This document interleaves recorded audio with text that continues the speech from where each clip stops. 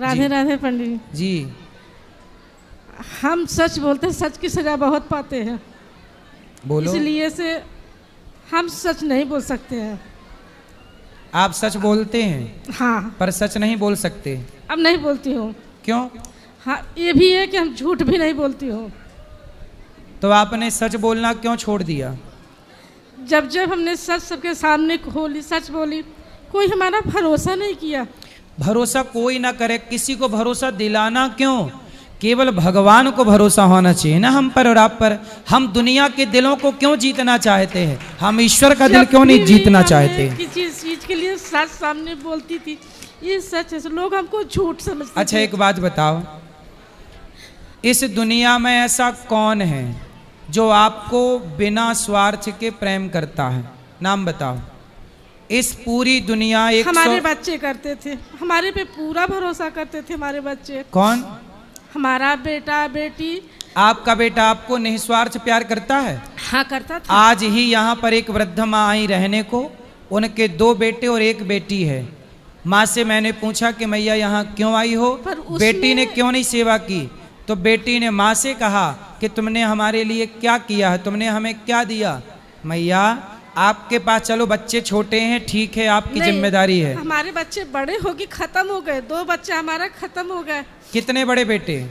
एक अभी बोले हैं ना, वो हमारा बेटा। आपके कितने बेटे अभी हैं? एक ही है। एक है ना? तो हाँ। जो है वो पर्याप्त है, जो गए उसे छोड़ दीजिए। जब भी वो लोग के लिए हम सच बोलती थी। भैया सच बोलो, सच। अब क्या झूठ बोल के क्या बेटे को अमर कर लोगी? झूठ कभी नहीं बोलेंगे। फिर पर इसलिए सच भी नहीं बोल सकते हैं। राजा हरिश्चंद्र सच बोले और बाजार में बिके। जो सच पर है उसे थोड़ा संकट आता है। हमको ये लगता है कि हम सच बोल के ही गलती किए। तो क्या सच बोला आपने? हर चीज बोले। तो झूठ बोल के क्या आपके बच्चे जब हमारा बेटा हमारे भरोसे था, तो हमने अपने ससुर के सामने हाथ जोड़ के खड़ी हो गई कि ये लोग हमको अपने एक आत्मा मान के चलते हैं, हमको अलग मत करिए। आप लोग खींच खींच के हमको गांव ले जाके छोड़ दिए। कौन? मेरे हस्बैंड, मेरा ससुर जी ने। तो आपको गांव भेज दिया? भेज दिया। 4 महीना तक हम गांव में थे, अपने बच्चे से बात के सिवा देखी नहीं थे। तो बच्चा उस समय कहाँ था? आपसे दूर था? हमसे दूर था। कहाँ था? बम्बई में था। तो आपको बम्बई में क्यों नहीं रखा, गांव क्यों भेज दिया?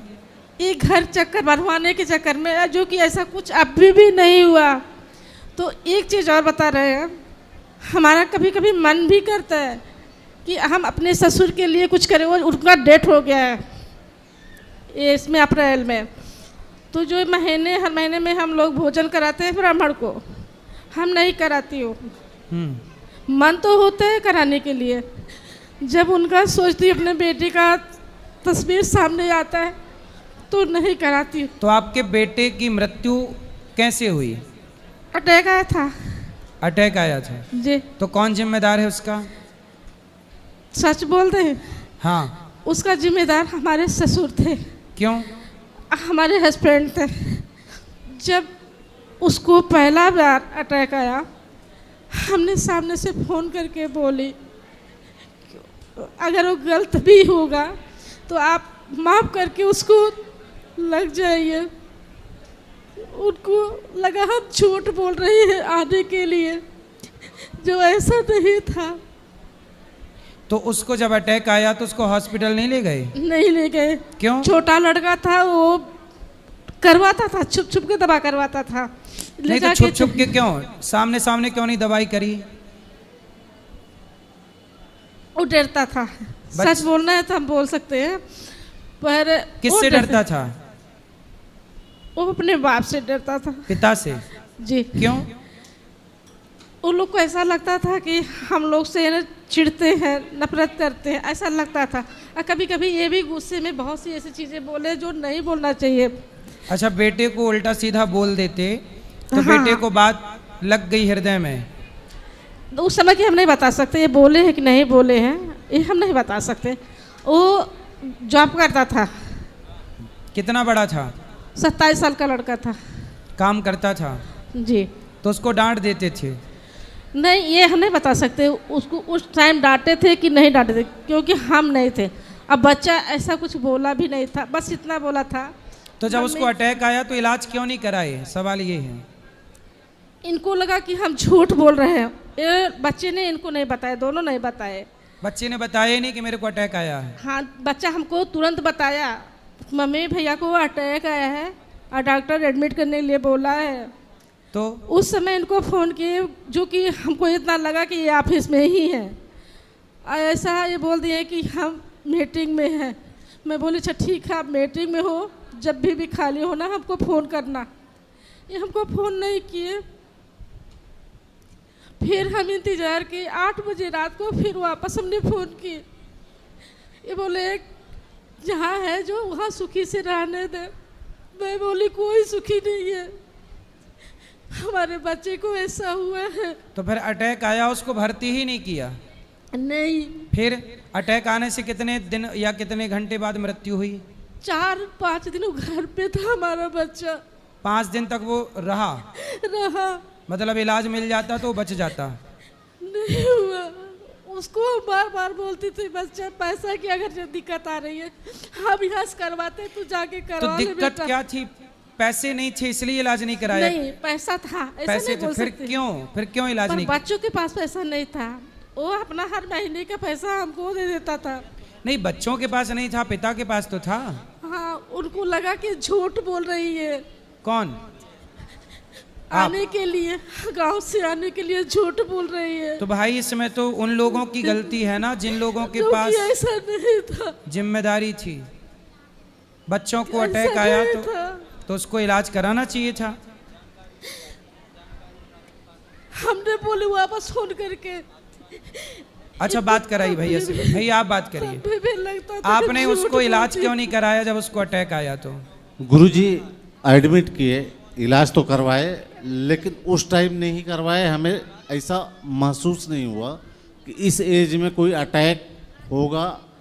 डॉक्टर के यहाँ जब चेकअप करवाए थे, उसका सारी चीज़ें थी, तो डॉक्टर ने बोला सब नॉर्मल है।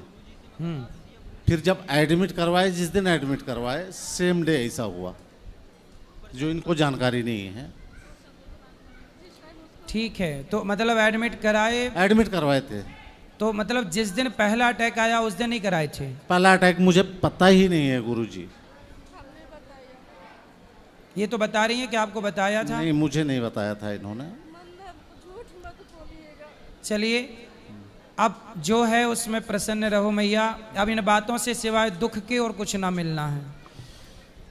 ये हम बोलना चाह रहे हैं, क्या हम अपने ससुर के लिए हम अच्छा कर रहे हैं कि गलत कर? हमको लगता है हम गलत कर रहे हैं। क्या? उनको हर महीने जो कि हमको ब्राह्मण को खाना खिलाना चाहिए, हम नहीं खिलाती हूँ। तो खिला सकते हो तो खिला लो, नहीं खिला कभी कभी तो मन करता है खिलाने के लिए, जब उनका सोचते हैं, मेरा मन नहीं करता है। तो ससुर जी को पता था कि अटैक आया है?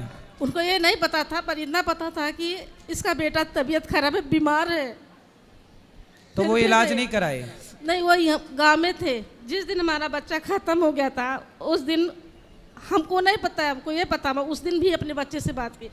पीछे से हमारा पीठ थपथपा रहे थे, बोल रहे थे जो होना था हो गया, अब तो चुप हो जा। तो हमको ये लगा कि ये लोग कुछ करवा दिए हमारे बच्चे को। इसकी वजह से हमारा मन नहीं करता है। उस समय तो ससुर जी आपके पास थे ना? हाँ। तो वो क्यों करवाएंगे? अपने पोते को क्यों मरवाएंगे? तो नहीं, पोते के करवा सकते थे, हमको रोकना नहीं चाहिए था। जब हम बताए कि हमारे बेटे का तबीयत खराब है। अच्छा, ये बताइए, आप इनसे बात कराइए। ये बताइए, आपने अपनी पत्नी को अपने से दूर क्यों कर दिया उन दिनों में? पिताजी ने नहीं रोका था। मेरे फादर ने नहीं रोका था इनको। नहीं, आपने अपने से क्यों दूर? बम्बई से आपने गांव क्यों भेजा? मुझे 1 महीने में फिर वापस आना था। तो 1 महीने के लिए 15 दिन में मुझे वापस आना था वहाँ से। तो आप दोनों साथ में आते ना? दोनों साथ में इसलिए नहीं आए कि वापस आना ही है कुछ। तो इनको गांव किस काम के लिए भेजा था? एक्चुअली प्रॉपर्टी विवाद चल रहा था। किसका? मेरा भाई के साथ? भाई के साथ। फिर तो ये क्या करती हैं उसमें? ये वहाँ रह के घर बनवाना था, तो मैं बोला आप रुको, मैं वापस 15-1 दिन में आ जाऊँगा। बस यही बात थी। अब ये पिताजी को दोषी ठहराते हैं, जबकि पिताजी नहीं किए थे, पिताजी का कुछ नहीं था। उन्होंने रुकने के लिए भी नहीं बोला था, पिताजी ने बोला था। चलिए अब इनसे बात कराइए। देखिए वो एक परिस्थिति निर्मित हुई, आपका गांव आना हुआ, उसी समय पुत्र को अटैक हुआ, तो आपके अंदर ये गलत फहमियाँ पैदा हो गई कि किसी ने मरवा दिया। ये बोल दिए ना कि हमारे पिताजी को कुछ भी नहीं मालूम था, हमें भी मान रहे हैं नहीं मालूम था। जब आप जिंदा हो, जिस प्रॉपर्टी के लिए सब लोग लड़ रहे हो, वो आपको साथ साथ साफ करना चाहिए था, नहीं देना था तो दे देते, नहीं देना था तो बोल देना चाहिए। तो ससुर जी ने बंटवारा ठीक से नहीं किया, कुछ किया ही नहीं। उसने बोला, ये हमारे देवरानिया लोग हमको गाली हमारे बच्चों को देती थी बार बार, तेरा पूत मरे, तेरा पूत मरे, ऐसे गालियाँ देते थे। तो हमने बोले हम तुम लोग के साथ खाना नहीं खाएंगे, हम अपना अलग बना के खाएंगे। तो कौन जेठानी बोलती थी ऐसा? देवरानी बोलती थी। देवरानी बोलती थी जी, हम अपना खाना अलग बनाने की कोशिश देखो की। देवरानी बोलती थी जेठानी को कि तेरा बेटा मर जाए, ऐसा बोलती थी जी।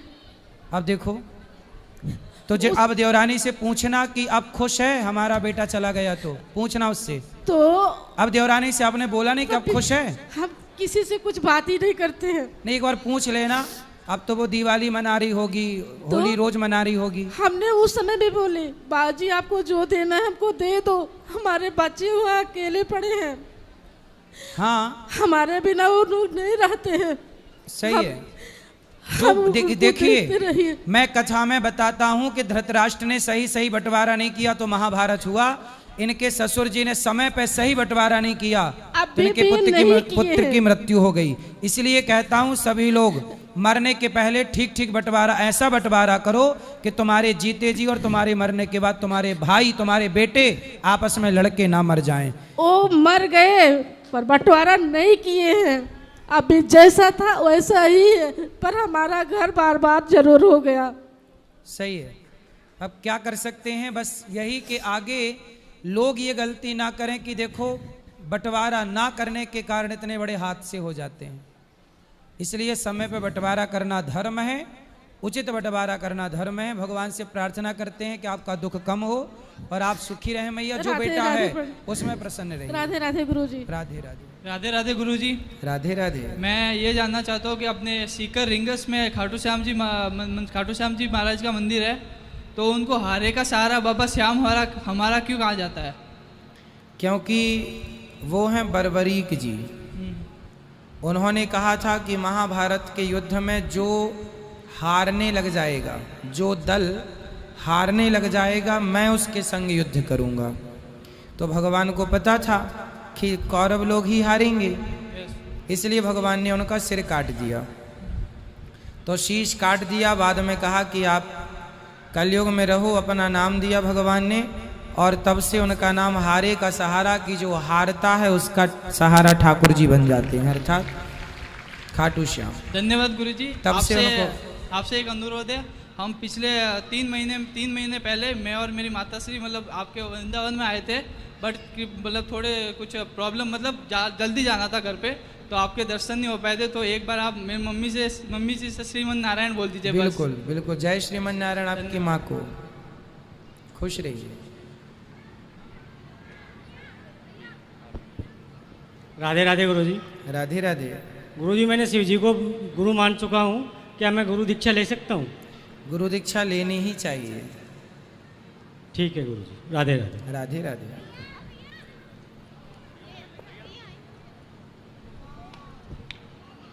राधे राधे गुरुजी। राधे राधे। जय श्रीमन नारायण। जय श्रीमन नारायण।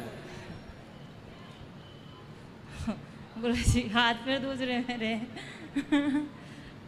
मुझे 2 साल हो गए आपकी कथा देखते हुए, और हमारा पूरा परिवार आपकी कथा सुनता है, देखता है। और जब आपने अनाउंस किया था कि मैं जयपुर आ रहा हूँ, तो हमारे बच्चे एक एक दिन गिन रहे हैं कि आप कब यहाँ आओगे, कब यहाँ आओगे, कब यहाँ आओगे।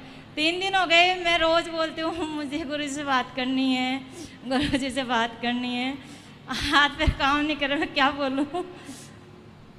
गुरु जी मेरे जीवन में ना बहुत सारी ऐसी दुविधाएं थी या है, जो भी है, मतलब मैंने जब से कथा देखी है मन बहुत शांत है। वैसे तो मेरे सारे सवालों के जवाब भी मुझे मिले हैं, ऐसा नहीं है कि मुझे सवालों के जवाब नहीं मिले, लेकिन फिर भी पता नहीं क्यों मैं किसी का बुरा नहीं करती, लेकिन फिर भी ऐसा होता है मेरे साथ कि कहीं ना कुछ बुरा हो जाता है। और मेरे हस्बैंड है ना मुझसे रोज़ गालियाँ निकालते हैं। क्या निकालते हैं? बहुत गंदी गंदी गालियाँ निकालते हैं मुझे। तो आज से नहीं, मेरी बात शादी को 12-13 साल हो गई। कोई बात नहीं, अब जो व्यक्ति जैसा है, कांटे को आम में तब्दील नहीं किया जा सकता। जो व्यक्ति जैसा है उसे वैसा ही रहने दो, हम उस रूप में उसे एक्सेप्ट कर लें। यदि अब पत्नी है तो करना ही पड़ेगा। उनको लाव कथा में हम समझाएंगे। कल लेके आई थी लेकिन वो आज नहीं आ पाए। नहीं कथा से जोड़े रखना, वो धीरे धीरे चेंज हो जाएंगे। नहीं गुरुजी, वो ना बहुत समझाते हैं उनसे, लेकिन वो समझ नहीं, वो आप नहीं समझा सकती, हम समझा सकते हैं। अच्छा, और गुरुजी कथा सुनेंगे तो अपने आप समझ में आएगा। आज तक किसी पत्नी ने अपने पति को समझाया? दुनिया का कोई पति पत्नी की समझा? इसलिए गुरु होते हैं। पत्नियां ना समझा पाएंगी और ना पति समझा पाएंगे। और पत्नी को पति नहीं समझा सकता और पति को पत्नी नहीं समझ, इसलिए गुरु होते हैं। और एक दुविधा और है कि मेरे हस्बैंड ने ना अभी 5-6 लाख का कर्जा कर लिया। तो अब जैसे मैं पार्लर चलाती हूँ तो वहाँ से तो पार्लर मैं बंद कर रही हूँ, कहीं और खोलने का है। तो मुझे जॉब करना चाहिए या पार्लर खोलना चाहिए, क्या करूँ मैं? जो आपको ज़्यादा प्रॉफिट दे सके वो काम करो, जहाँ से आप ज़्यादा कमा सकें वो काम करो। मुझे तो खोलने का ही है। हाँ तो वो कर लो, वही करूँ। खुश रहिए।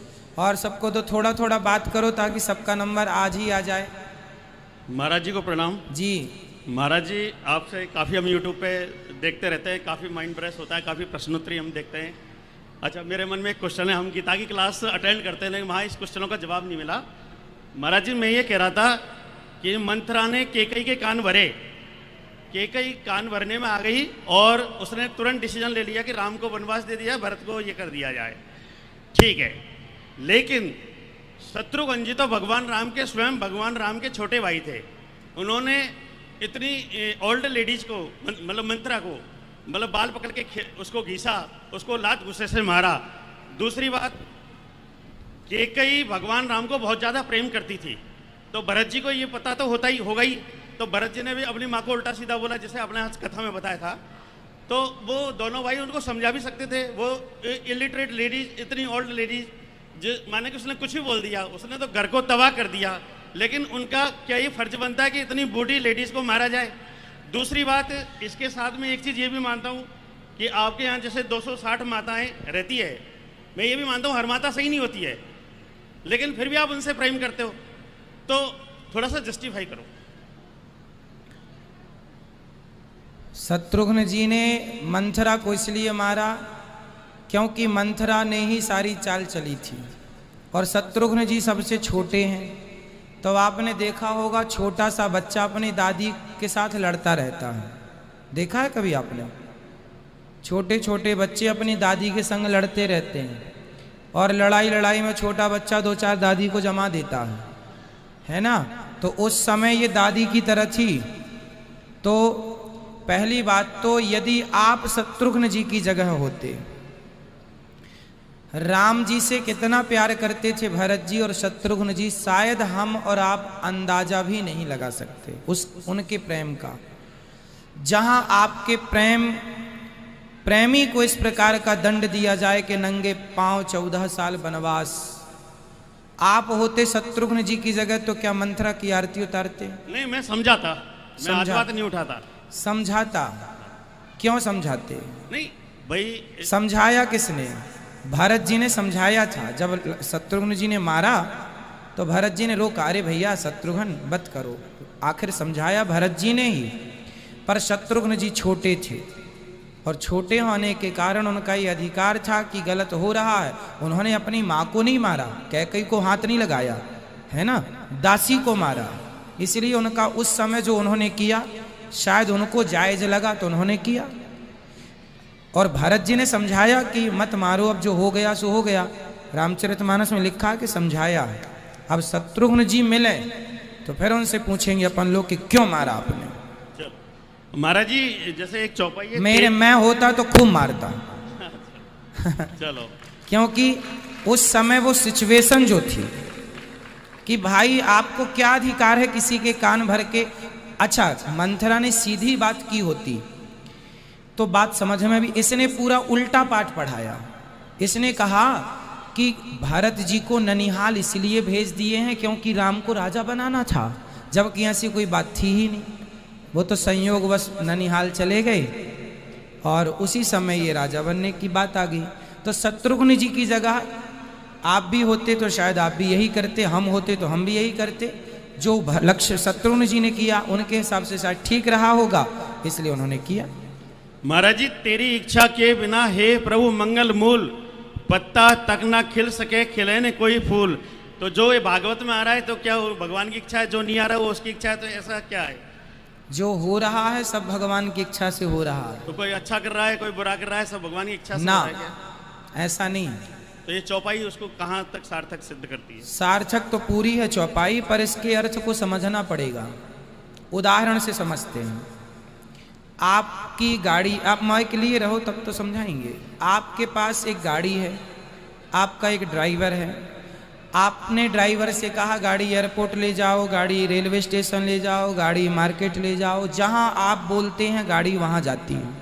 आपकी मर्जी के बिना गाड़ी नहीं चलती। फॉर एग्जाम्पल कि आपकी गाड़ी ड्राइवर वहीं ले जाता है जहां आपकी मर्जी होती है, गाड़ी आपकी मर्जी से चलती है, हाँ या ना? परंतु एक दिन गाड़ी का एक्सीडेंट हो गया। तो गाड़ी का एक्सीडेंट हुआ, क्या उसमें आपकी मर्जी थी? नहीं। किसकी गलती थी?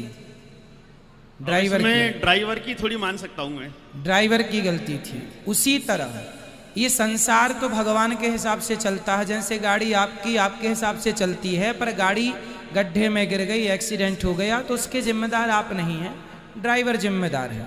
उसी तरह संसार तो भगवान के हिसाब से चलता है, परंतु हम जो निर्णय लेते हैं, हमारे पास अक्ल है कि ये आग है, ये पानी है, आग में हाथ डालेंगे जलेगा, पानी में कूदेंगे मरेंगे। हमें पता है क्या सही है क्या गलत है। ईश्वर ने इतनी अकल दे के भेजी है कि आप अपना डिसीजन तो ले लो। भाई मालिक की गाड़ी तो ड्राइवर ही चलाएगा, पर कहाँ ब्रेक दबाना है, कहाँ एक्सीलेटर दबाना है, ये मालिक थोड़ी बताएगा। ये तो ड्राइवर का काम है कि समय पर ड्राइवर कहाँ क्लच दबाए, कहाँ ब्रेक दबाए, कहाँ एक्सीलेटर दबाए। तो आपको कहाँ क्या निर्णय लेना है वो आपके निर्णय है। आपने किसको मारा, किसको लूटा, अब उसके जिम्मेदार आप होंगे, भगवान नहीं। खुश रहिए। गुरुजी राधे राधे। जी राधे राधे। गुरुजी, मैं अब से 15 दिन पहले आपके पास आई थी, वहाँ मुलाकात हुई थी, जिसमें मैंने जो है आपको एक पत्र लिखा था। गुरुजी, मैं इतनी परेशान हो चुकी हूँ। किससे किससे परेशान हैं आप? रोइए मत, बताइए क्या परेशानी है आपकी, हमें बताइए। गुरुजी, रोज सुबह उठती हूँ, एक समस्या मेरे सामने खड़ी होती है। कौन सी? बताइए। मेरी माता जी। गुरुजी राधे राधे। जी मैया, क्या हुआ? ये बच्ची क्यों रो रही हैं? प्रणाम। गुरुजी, बच्ची हमारी बहुत परेशान है, हम भी बहुत परेशान हैं। क्यों? बेटी की शादी हमने 2016 में की थी। उसको लेके 2 महीने भी बेटी मेरी भा नहीं रह पाई। उन लोगों ने इसे इतना प्रताड़ित करके घर से निकाल दिया। तो निकालने के बाद ये तब से आपके पास मायके में है? जी, मायके तो वो में। ससुराल वाले क्या चाहते हैं? वो चाहते हैं कि हम इसको छोड़ दें। क्यों, क्या कमी है? पता नहीं, बिहारी जी जाने क्या कमी है, हमारी निगाह में तो कोई कमी है नहीं। तो वो क्या कहते हैं? कुछ तो कहते होंगे। सामने बात ही करने को तैयार नहीं है। आज गुरुजी मैं बहुत दिन इनसे बात कराओ। तो आपके पति क्या करते हैं? गुरुजी, जब मैं वहाँ थी तो जो है वो मोटर पार्ट्स का बिजनेस करते हैं। आज की तारीख में वो जिंदा है या मर गए मुझे ये भी नहीं पता है। ससुराल में से जो कोर्ट में तारीखें वगैरह पड़ती हैं तो उसमें सिर्फ फादर इन लॉ आते हैं और कोई नहीं आता। तो वो आपको क्यों नहीं पसंद कर रहे हैं, क्यों नहीं रख रहे हैं? आपकी तरफ से कोई गलती हुई या उनकी तरफ से? गुरुजी, मेरी नज़र में मेरी कोई गलती नहीं है। मैंने मतलब हर उनकी बात को, यहाँ तक कि उन्होंने कहा आप अपने माता पिता से संबंध तोड़ दो, मैंने उन लोगों के लिए वो भी कर दिया। फिर? लेकिन गुरुजी, वो उन लोगों ने उसके बाद भी मुझे घर से निकाल दिया। तो आपको जब निकाल दिए तो क्यों निकल आए घर से? बोलिए घर हमारा, हम शादी करके आए हैं। शादी हुई थी आपकी? विधिवत दोनों की राजी मर्जी से? जी। तो फिर क्या दिक्कत हुई उनको? ऐसे कोई कैसे निकाल देगा अपनी बहू को घर से? उनकी सर वो गुरुजी उनकी नजरों में एक किराएदार थी, एक तो अभी केस कैसा चल रहा है? काहे का चल रहा है केस?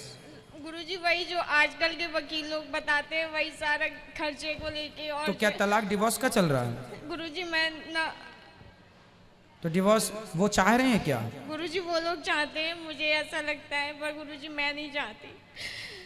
तो आप उनको फोन लगाओ, आपके पति का नंबर है आपके पास? गुरुजी नंबर बदल लिए सब लोगों ने अपने। तो आप कितने दिन से अपनी माँ के पास हैं?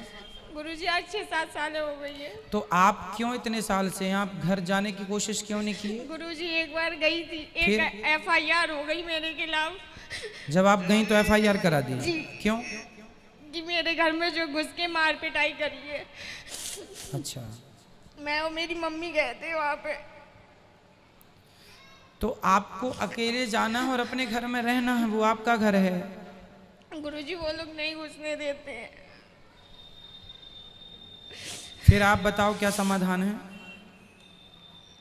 गुरुजी बस आशीर्वाद दे दीजिए। आशीर्वाद है। बच्चे हैं आपके? शादी अभी कितनी उम्र है आपकी? मेरी गुरुजी 28 साल।